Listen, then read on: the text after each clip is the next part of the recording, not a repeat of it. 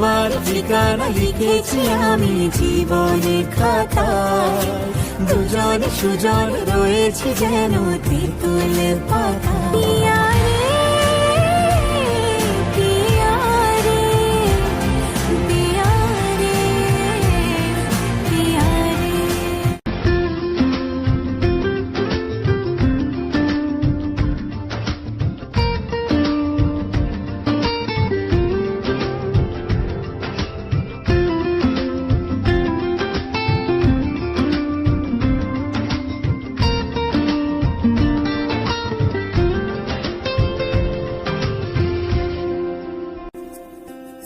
মুঠোতে মিশে যায় কখনো এমনই পিছুটা, না বুঝে লেখা হয় এখনো নীরবে প্রেমের গান।